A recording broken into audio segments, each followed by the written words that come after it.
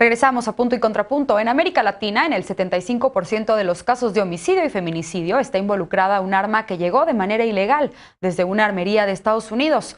Ayer el secretario de Relaciones Exteriores, Marcelo Ebrard, presidió la sesión del Consejo de Seguridad de la ONU, donde pidió a los gobiernos establecer y mejorar los mecanismos para monitorear y prevenir el tráfico de armas. Veamos en contexto.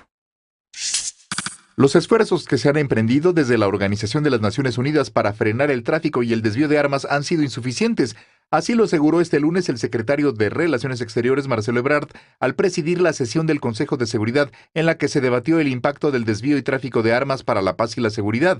Ebrard demandó a los gobiernos que establezcan y mejoren los mecanismos para monitorear y prevenir las transferencias internacionales ilícitas de armas, el desvío del comercio y el tráfico transfronterizo. Además, pidió que haya medidas de autorregulación para prevenir que sus prácticas comerciales propicien el tráfico de armas que resulta en una amenaza a la paz y seguridad internacionales. Según cifras de la ONU, cada día mueren unas 500 personas en el mundo y 2,000 quedan heridas por disparos de armas de fuego. El canciller dijo también que las productoras y distribuidoras de armas tienen prácticas irresponsables, mantienen ingresos abundantes y en ascenso. Aseguró que la comunidad internacional debe reconocer que el combate al tráfico y al desvío de armas es responsabilidad compartida, tanto por el lugar de destino como el de origen. Ebrard recordó que en agosto pasado México presentó una demanda contra compañías privadas estadounidenses por prácticas intencionales y negligentes en la producción y comercialización de armas, lo que propicia el trasiego ilegal. Ayer, los 11 fabricantes demandados señalaron ante la Corte que no son responsables de este tráfico y que cumplen con todas las leyes estatales y federales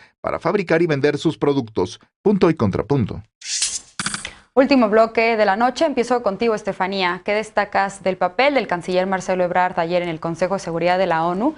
México poniendo en la mesa el tema del tráfico ilícito de armas como una amenaza a la paz y a la seguridad internacionales y un tema que amerita la responsabilidad compartida, y esto me parece que no es menor en el foro que representa el Consejo de Seguridad de la ONU y desde luego también en paralelo a la demanda que presentó el gobierno mexicano a las empresas productoras y comercializadoras de armas en Estados Unidos. ¿Qué decir al respecto?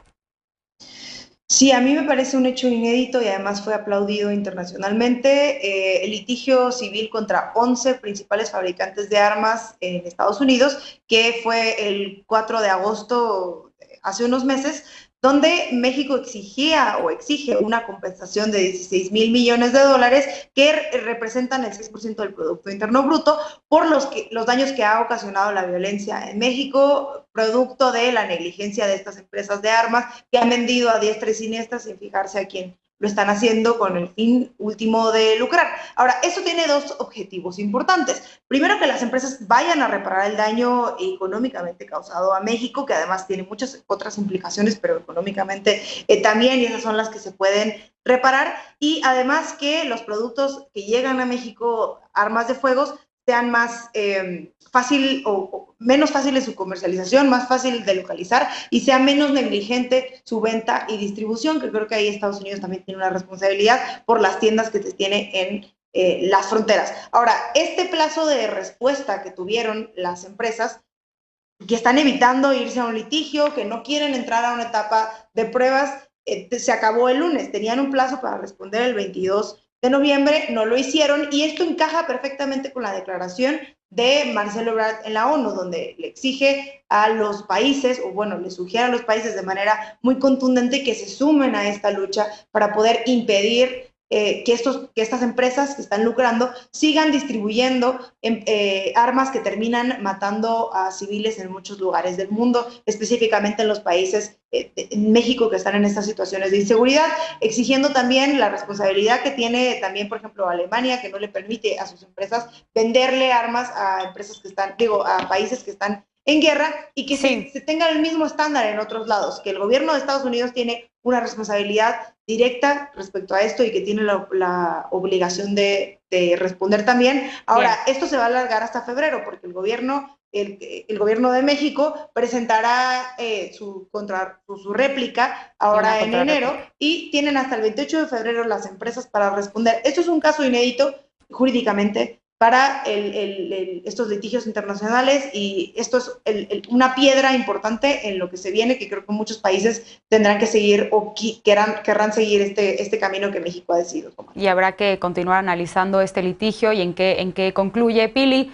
¿tú qué destacas sobre la presidencia del canciller Marcelo Ebrard, de esta presidencia provisional, temporal, en el Consejo de Seguridad de la ONU, quien por cierto ha estado pues bastante activo en los últimos foros multilaterales, representando desde luego a México? ¿Qué decir? ¿Qué te parece esta estrategia que propone para combatir el tráfico ilícito de armas? ¿Debería de ir acompañada con acciones quizá al interior de nuestro país, como mayor control fronterizo? ¿Qué decir al respecto? Me parece que la postura del gobierno respecto del problema que genera el tráfico de armas, creo yo, está mal enfocado. Pues el problema no es quién fabrica y vende las armas, sino quién las introduce a México, quién las deja pasar en las fronteras y quién las usa contra la población indefensa. La posición de nuestro gobierno en el Consejo de Seguridad de la ONU me pareció más un acto propagandístico para generar la percepción de que están haciendo algo para enfrentar el problema que una medida efectiva. Y le avienta, digamos que la bolita a otro país para evadir la responsabilidad que nuestro gobierno ha tenido en el crecimiento de la violencia en nuestro territorio. Y bueno, como ya es costumbre, en el actual gobierno siempre buscan a quién culpar cuando el problema lo rebasa y no logran articular, digamos que soluciones efectivas en el cumplimiento de sus obligaciones. Y por supuesto, jamás aceptarán que han fallado en la disminución de la violencia y en garantizar la seguridad de la población. Y bueno, también hay que reconocer que por primera vez este gobierno asume una postura respecto de la escalada de violencia en la que se encuentra inmerso nuestro país. Pero es lamentable que estén viendo hacia el lado equivocado, pidiendo a otro gobierno que resuelva el problema, pero hacen poco o nada en México para implementar medidas más efectivas en el combate a los criminales a quienes les ofrecen abrazos. Y bueno, yo no soy optimista en que esta iniciativa del canciller Ebrard rinda frutos. En Estados Unidos hay organizaciones antiarmas que llevan años exigiendo al gobierno el establecimiento de normas más rigurosas para la prohibición y control de la venta de armas y no han tenido éxito. De hecho, hace unos días vimos cómo una ciudad de Estados Unidos fue usado un automóvil como arma en contra de la población que costó la vida a 5 personas. Hemos visto cómo aviones de pasajeros fueron usados como armas para cometer el acto más terrorista y más mortal en la historia de ese país. Y bueno, de manera que el problema no es el arma, el problema es la persona que hace uso de las armas de forma inadecuada para lastimar a los inocentes. Víctor, bueno, ¿cómo lo ves tú? Pili, te interrumpo ahí porque se nos fue el tiempo rapidísimo de este bloque. Sí. Víctor, Pili dice, le estamos pasando la bolita a otro país. ¿Es así? México está haciendo esto al proponer y poner este tema sobre la mesa en el Consejo de Seguridad. Hay quien opina que esta demanda que tiene en paralelo contra empresas productoras de armas en Estados Unidos, pues podría afectar y poner en riesgo la relación bilateral con Estados Unidos. ¿Es así? ¿Cómo lo ves?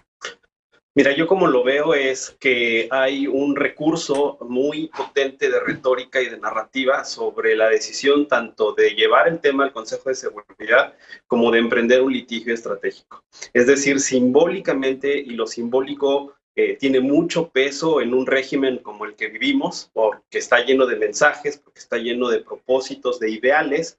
Es más, el discurso del presidente cuando se instaló el Consejo de Seguridad con la presidencia de México estuvo dotado de esos símbolos y de esa retórica histórica y de recuperación de mensajes muy abstractos, muy generales, pero que aquí es en donde yo diría que este triunfo de la retórica en un primer momento se verá de golpe contra la realidad. Y la realidad es que México acumuló ya 100,000 homicidios dolosos, tema sobre el que no se quiere hablar por evidentes razones. La realidad es que efectivamente el trasiego de armas y la cantidad de armas que vienen de Estados Unidos a nuestro país son uno de los factores que propician esta ola y esta espiral de violencia. Sin embargo, no es lo único.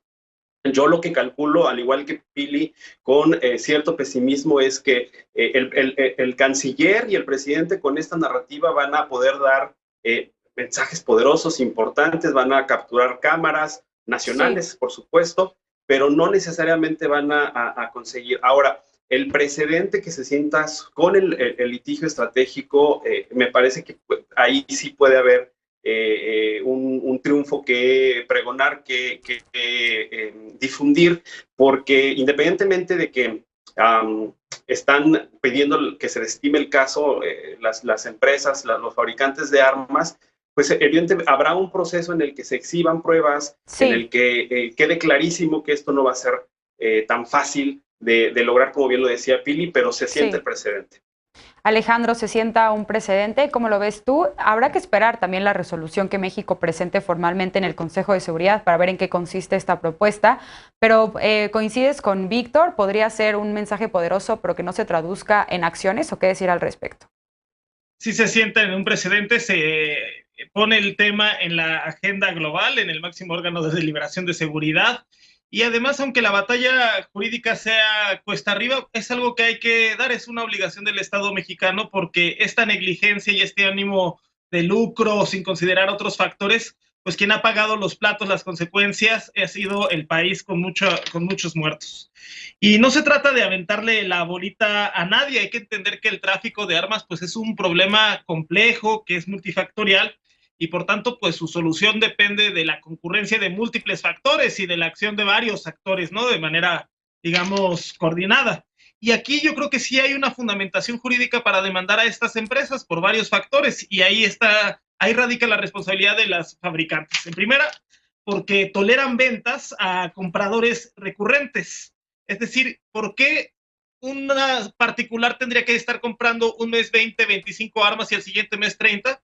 Pues lo toleran, y lo que pasa es que estas armas pues se revenden en mercados negros, y lo que la evidencia, algunos papers ya publicados pues te indican, es que efectivamente cuando se incautan, se decomisan armas al crimen organizado y rastrea su procedencia, pues resulta que la mayor parte de estas armas provienen de ventas múltiples o de, digamos, de compradores recurrentes.